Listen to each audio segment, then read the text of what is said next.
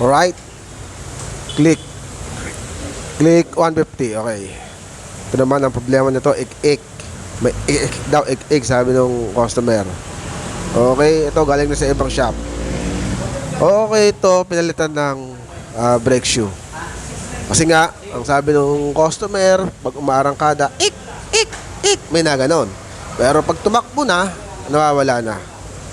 So, pinalitan ng brake shoe, sabi nung gumawa, mawawala daw yon pag lumapat na yung brake shoe dito sa mags. So, hanggang ngayon, meron pa rin. Tinest drive natin kanina yung unit. Meron nga ik. So, ayan ang, yan ang naging dahilan. Yung lining natin, ubos na.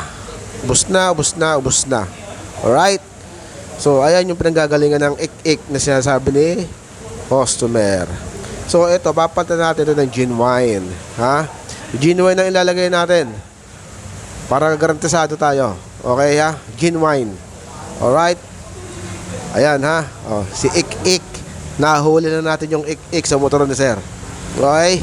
Rock and roll.